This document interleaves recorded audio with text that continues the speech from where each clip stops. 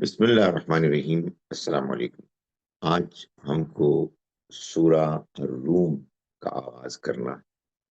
قرآن مجید کی سورہ نمبر 30 ہے، چوتھے گروپ کی ایک سورہ ہے۔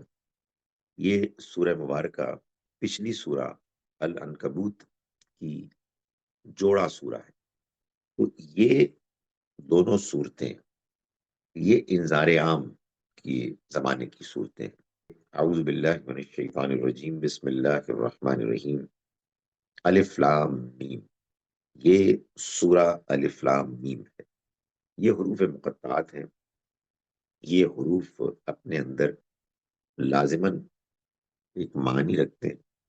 وہ معنی لازماً سورہ مبارکہ کے مضامین سے مطابقت رکھتا ہے، ان کا آپس میں ربط بنتا ہے۔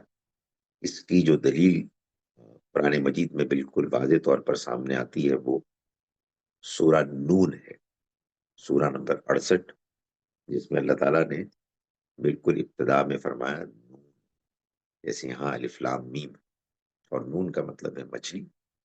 اور سورہ نون یا سورہ قلم کے آخر میں اللہ تعالیٰ نے نبی صلی اللہ علیہ وسلم کو صبر کی تلقین کرتے ہوئے فرمایا کہ وَلَا تَكُنْ كَصَاحِبِ الْحُوتِ، آپ مچھلی والے کی طرح نہ ہو جائیے گا۔ یہ در حقیقت حروف ہیں جن کے معنی موجود ہیں، جن کو مزید ڈسکور کرنے کی ضرورت ہے، لیکن قرآن مجید میں ایسا ہرگز نہیں ہے کہ اللہ تعالیٰ نے کوئی بات کی ہو اور اس بات کا کوئی مقصد نہ ہو، اس کا کوئی مفہوم نہ ہو، اور یہ محض اس لیے کی گئی ہو کہ لوگوں کو کہا جائے کہ بھائی اس کو تم بغیر سمجھ کے بھی پڑھو گے تو کوئی مسئلہ نہیں ہے، اس لیے کہ میری کتاب میں بعض باتیں وہ بھی ہیں کہ جن کا کوئی مطلب ہی نہیں ہوتا، اور اگر ہوتا بھی ہے تو انسان تو اس کو نہیں سمجھ سکتا۔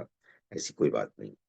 ایسی بات ہوتی تو پھر اللہ تعالیٰ قرآن مجید میں یہ 2 مرتبہ زور دے کر نہ کہتے کہ پھر یہ آخر لوگ غور کیوں نہیں کرتے۔ تو فرمایا کہ الف لام میم، یہ سورہ الف لام میم ہے۔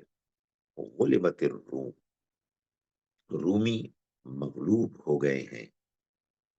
یہ جس زمانے میں سورہ مبارکہ نازل ہوئی، غالباً نبی صلی اللہ علیہ وسلم کو نبوت ملنے کے 6-7ویں سال میں، اس زمانے میں 2 بڑی سلطنتیں سپر پاورز تھیں۔ ایک رومی جو عیسائی تھے، اور ایرانی جو مجوسی تھے۔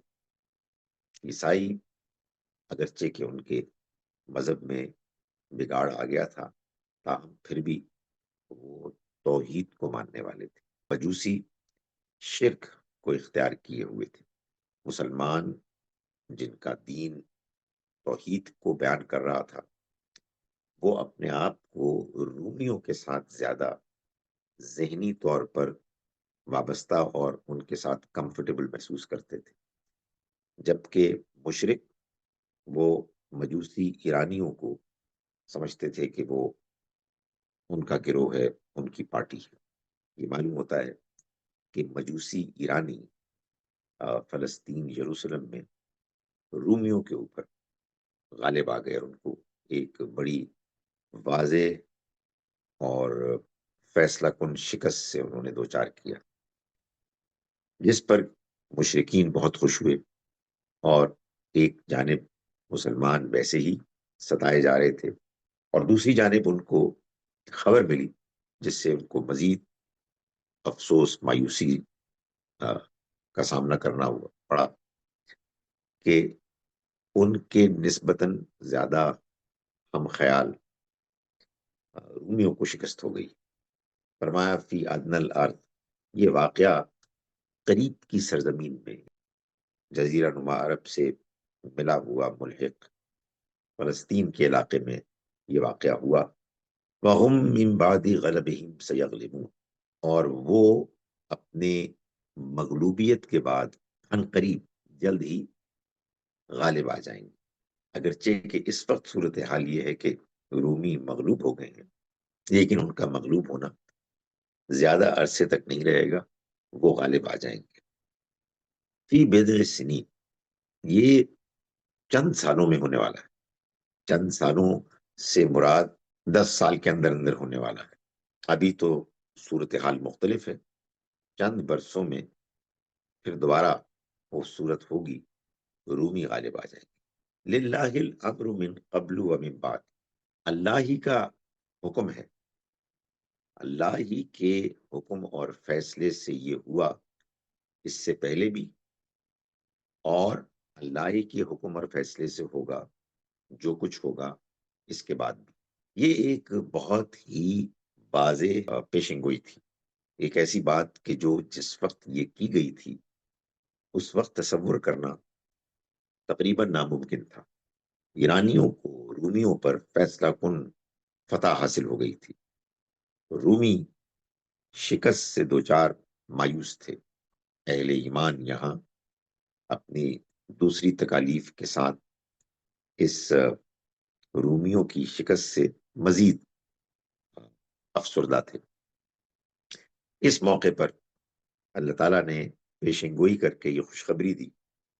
کچھ عرصے کی بات ہے، اس کے بعد کیا ہوگا کہ رومی غالب آ جائیں گے اپنی اس وقت کی مغلوبیت کے بعد. وَيَوْمَئِذٍ يَفْرَحُ الْمُؤْمِنُونَ.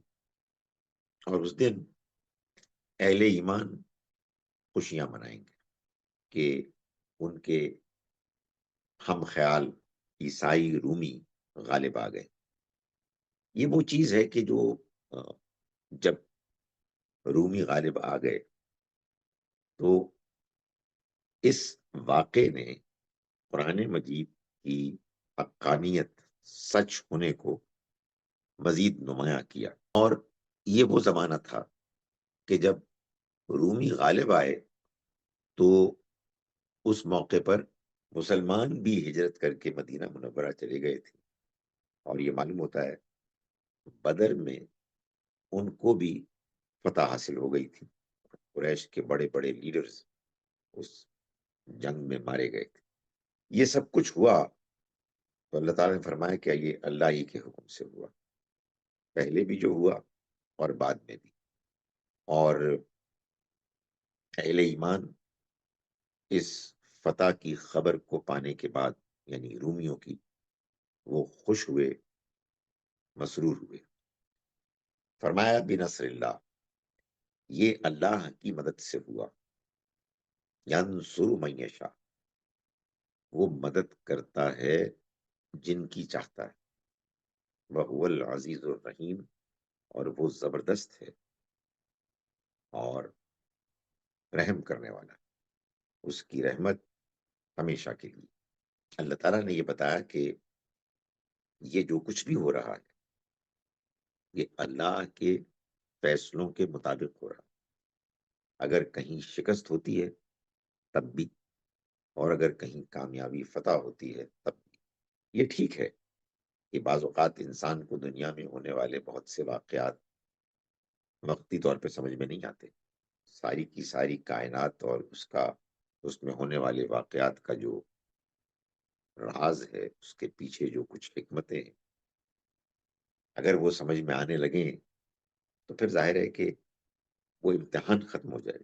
جس امتحان کو اللہ تعالیٰ نے برپا کیا ہے اور انسانوں سے چاہا ہے کہ جو کچھ ان کو معلوم ہے اس سے وہ وہاں تک پہنچیں، ان کو ان باتوں پر بھی اطمینان ہو کہ جو ان کو ابھی معلوم نہیں ہے.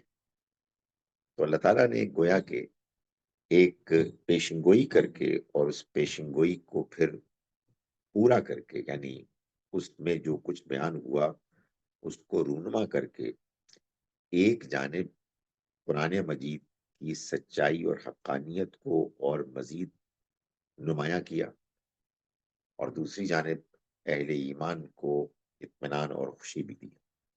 اس میں ظاہر ہے کہ ایک ان کا اطمینان مزید اس بات پر بھی ہوا ہوگا کہ جس کتاب کو وہ پہلے ہی مان چکے تھے اس کے مزید سچے ہونے کے دلائل سامنے آ گئے. ایک بڑی نمایاں ایک نشانی سامنے آ گئی. یہ ضرورت ہر اہل ایمان کی ہوتی، بلکہ پیغمبروں کی بھی ہوتی.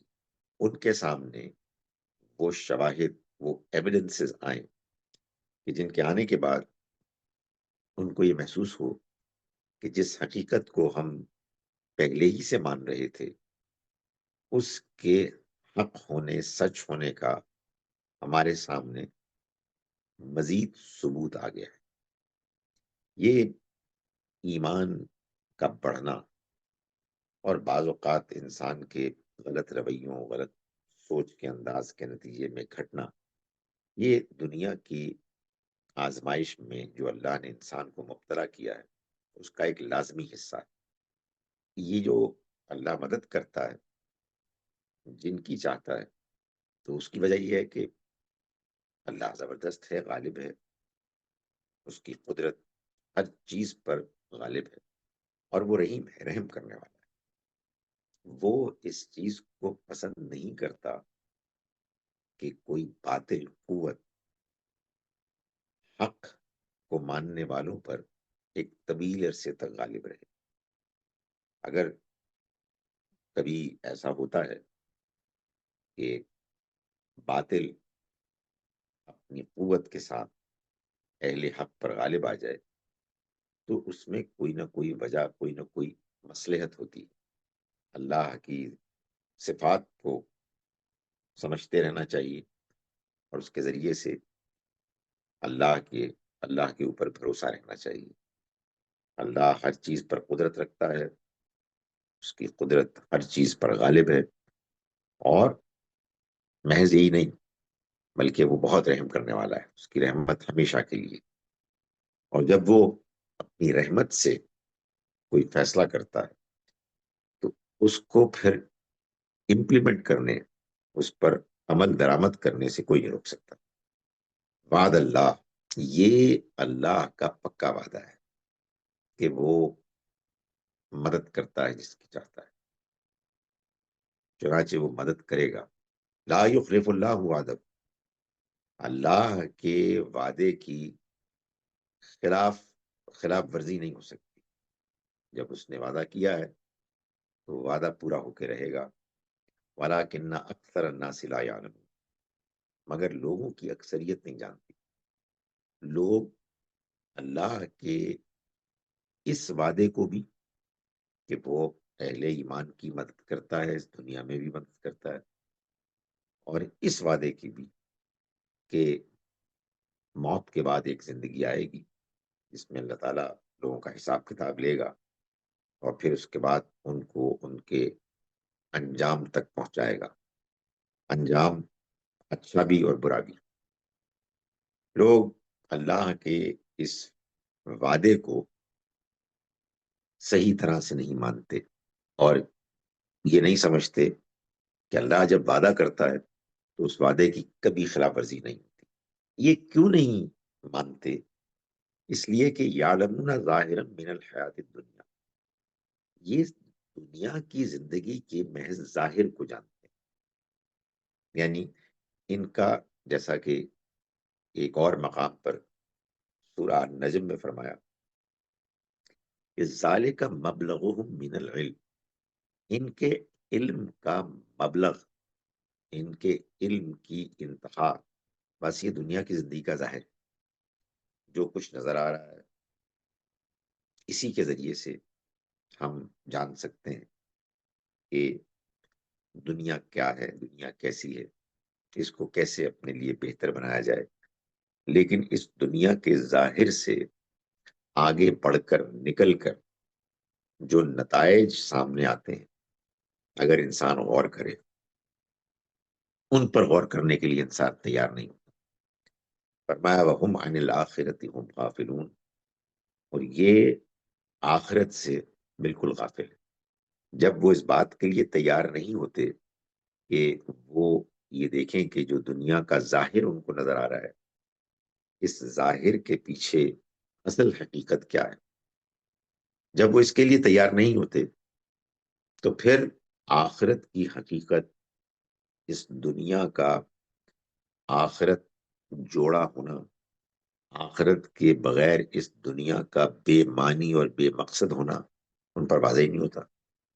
اس لیے کہ وہ دنیا کی زندگی میں جو کچھ ان کو ظاہر میں ملا ہے اس سے آگے بڑھ کر وہ دیکھنے کے لیے، سوچنے کے لیے تیار نہیں ہے تو چنانچہ اس کا نتیجہ یہ نکلتا ہے کہ وہ یہ سمجھتا ہے کہ بس یہ دنیا کی زندگی کا ہی ایک ان کو تجربہ ہوا ہے، یہی ایک انسان کو جینے کا موقع ملا ہے یہاں، اس کے علاوہ کچھ نہیں۔ اولم یتفکروا فی انفسہم، کیا انہوں نے اپنے اندر، اپنے دل میں غور نہیں کیا؟ ما خلق اللہ السماوات والارض، اللہ نے آسمانوں اور زمین وما بینہما، اور جو ان کے درمیان ہے، ان کو نہیں بنایا الا بالحق، مگر ایک حق کے لیے، ایک مقصد کے لیے، وَأَجَلٍ مُّسَمًّى، اور اس نے بنایا انہیں ایک مقرر مدت کے لیے۔ انسان اگر اس دنیا کی ان حقائق پر غور کرے کہ جو اس کے سامنے ہے، جن کا وہ مشاہدہ کرتا ہے، تو اس پر یہ بات بالکل واضح ہو جائے کہ ایک تو یہ کہ یہ نہیں ہو سکتا کہ دنیا کی زندگی کا کوئی مقصد نہ ہو۔ اس پر یہ واضح ہو جائے گا کہ اللہ نے، اس دنیا کو بنانے والے نے، اس دنیا کو ایک مقصد کے لیے بنایا۔ کیوں واضح ہو جائے گا؟ دنیا میں وہ بہت سی چیزیں ایسی دیکھتا ہے جو غیر معمولی ہیں، بغیر کسی کے بنائے نہیں بن سکتی، جو اپنے وجود سے، اپنے نظام سے، اپنے نتائج سے یہ واضح کر رہی ہیں کہ اس دنیا کا بنانے والا نہ صرف یہ کہ بڑی قدرت رکھتا ہے، نہ صرف یہ کہ اس کا علم بے پناہ ہے، بلکہ ساتھ ہی ساتھ وہ حکمت والا بھی، وہ انصاف بھی کرتا ہے، وہ ہماری ضرورتوں کو پوری کر رہا ہے۔ ان سب حقائق کو دیکھنے اور ان کا مشاہدہ کرنے اور تجربہ کرنے کے بعد ایک عاقل انسان یہ جان لیتا ہے کہ یہ نہیں ہو سکتا، یہ نہیں ہو سکتا کہ انسان جیسے کہ بنایا گیا ہے، جیسے اس کے اندر خوبیاں رکھی گئی ہیں، جیسے اس کی ضرورتیں پوری کی گئی ہیں، جیسے اس کائنات کو ڈیزائن کیا گیا ہے، یہ سب بیکار پیدا کیا ہے۔ ظاہر ہے کہ اگر انسان اس دنیا میں آیا ہے اور کچھ وقت گزارنے کے بعد رخصت ہو جاتا ہے اور اس کے بعد سب کچھ ختم ہو جاتا ہے، تو پھر تو سب کچھ بیکار ہوا۔ ایک جانب انسان دیکھتا ہے کہ دنیا میں جو چیزیں بھی اس کو ملی ہیں، اس سب کا کوئی نہ کوئی مقصد ہے۔ وہ آنکھ کا مقصد ہے، کان کا مقصد ہے، یہ جو درخت ہیں، پودے ہیں، پھول ہیں، پرندے ہیں، یہ سب ان کا مقصد ہے۔ انسان خود با مقصد مخلوق ہے، وہ بیکار کام کرنے کو پسند نہیں کرتا۔ یہ کیسے ہو سکتا ہے کہ جس دنیا میں وہ جی رہا ہے، جس میں اتنی زیادہ مقصدیت اس کو نظر آ رہی ہے، وہ خود مجموعی طور پر بے مقصد؟ تو ایک بات تو یہ واضح ہو جاتی ہے، اور دوسرا یہ کہ یہ بھی معلوم ہے کہ یہ ایک مدت کے لیے، یہاں کوئی چیز بھی، کوئی مخلوق پرماننٹ نہیں ہے، ہمیشہ کے لیے نہیں۔ فصلیں اگتی ہیں تو فصلیں کٹ جاتی ہیں، سیزن آتے ہیں، سیزن جاتے ہیں، رات آتی ہے، رات چلی جاتی ہے، دن آتا ہے، دن چلا جاتا ہے، انسان آتا ہے، انسان چلا جاتا ہے۔ یہ دنیا کی زندگی اس مقصد کو پورا کرنے کے لیے ناکافی ہے کہ جو مقصد ہر عاقل غور و فکر کرنے والے کو معلوم ہے کہ اس دنیا کا ہونا چاہیے۔ دنیا ایک مدت کے لیے، اس میں ہمیشہ رہنا نہیں ہونا۔ تو اس سے آپ یہ بات واضح ہو جاتی ہے۔ اس کے بعد ایک اور زندگی کا ہونا لازم ہے۔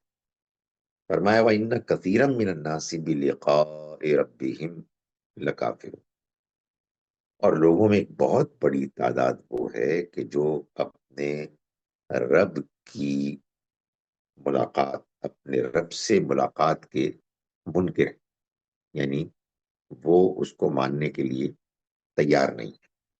ایک اہم بات بتا دی گئی، دنیا میں جو دنیا کا ڈیزائن ہے، جو ہمارے حقائق ہیں، اور جیسا کہ ہم کو غور و فکر کی صلاحیت دی گئی ہے، یہ سب تو انسان کو ایک ہی جانب لے جاتے ہیں کہ دنیا بامقصد ہے، یہ دنیا عارضی ہے، اس مقصد کو پورا کرنے کے لیے ایک اور دنیا ہونی چاہیے۔ مگر مشکل یہ ہے کہ اگر آپ کی بات مان لیں تو پھر اس کے بعد یہ ہوگا کہ آپ کو ماننا پڑے گا کہ آپ اس دنیا میں رہیں ایک ڈسپلن کے ساتھ، آپ کو ہر کام کرنے کی اجازت نہیں ہے جو بھی آپ کے جی میں آئے، چاہے وہ اچھا ہو یا برا ہو، اگر آپ کی خواہش پر پورا اتر رہا ہے تو آپ اس کو کر گزریں۔ تو جب انسان اس بات کو سمجھتا ہے یا اس کو ایک احساس ہونے لگتا ہے کہ دنیا کی زندگی کو عارضی دیکھتے ہوئے اور اس کے اندر مقصدیت کی ضرورت کو محسوس کرتے ہوئے اگر آخرت کو مان لیا تو پھر دنیا میں جو ہمارے پاس موقع ہے اپنی منمانی کرنے کا، وہ تو پھر ادھورا رہ جائے گا۔ اس کے لیے تو پھر ہمارے پاس کوئی جسٹیفیکیشن نہیں ہوگی، بلکہ ایک بے چینی رہے گی، ایک خوف رہے گا کہ ہم غلط کام کر رہے ہیں اور اس کے بعد ہم پکڑے جائیں گے۔ تو اب آخرت کسی نے دیکھی تو ہے نہیں، تو آدمی اس دنیا کی زندگی کے نقد آ، انعام کو، آسائشوں کو، عیاشیوں کو، آزادی کو کیوں مجروح کرے؟ تو اس وجہ سے انسان اللہ سے ملاقات کا انکار کر بیٹھتا ہے، وہ غور و فکر کرنے کے لیے تیار نہیں ہوتا کہ خواہشات کا یا انانیت کا وہ غلام بن جاتا ہے، اور اس کا نتیجہ پھر یہ نکلتا ہے کہ وہ جو ایک بڑا obvious نتیجہ دنیا پر غور کرنے کے نتیجے میں سامنے آتا ہے، اس نتیجے کو ماننے کے لیے وہ تیار نہیں۔ میں ان آیات کا ترجمہ آپ کے سامنے ایک مرتبہ پھر کر رہا ہوں، جو ترجمہ غامدی صاحب نے کیا ہے سورہ روم کی پہلی 9 آیات کا۔ ہم شروع کرتے ہیں اس اللہ کے نام کے ساتھ جس کی رحمت بے پناہ ہے، جس کی عنایت ہمیشہ کے لیے۔ یہ سورہ الف لام میم۔ رومی مغلوب ہو گئے ہیں قریب کی سرزمین میں، لیکن اپنی اس مغلوبیت کے بعد وہ جلد ہی غالب ہو جائیں گے اگلے چند برسوں میں۔ اس سے پہلے جو کچھ ہوا ہے وہ بھی اللہ کے حکم سے ہوا ہے، اور جو کچھ بعد میں ہوگا وہ بھی اللہ ہی کے حکم سے ہوگا، اور ایمان والے اس دن اللہ کی مدد سے مسرور ہوں گے۔ اللہ جس کو چاہتا ہے، جس کی چاہتا ہے مدد فرماتا ہے، اور وہ زبردست بھی ہے اور بڑا مہربان بھی۔ اللہ کا حتمی وعدہ ہے اور اللہ اپنے وعدے کے خلاف نہیں کرتا، مگر اکثر لوگ جانتے نہیں، وہ صرف دنیا کی زندگی کے ظاہر کو جانتے ہیں اور آخرت سے تو وہ بالکل ہی بے خبر۔ کیا انہوں نے اپنے دل میں غور نہیں کیا؟ اللہ نے زمین اور آسمانوں کو اور ان سب چیزوں کو جو ان کے درمیان ہے پر حق اور ایک مقرر مدت ہی کے لیے پیدا کیا، مگر یہ بھی حقیقت ہے کہ لوگوں میں بہت سے ہیں جو اپنے پروردگار سے ملاقات کو نہیں مانتے۔ اقول قولی ھذا واستغفر اللہ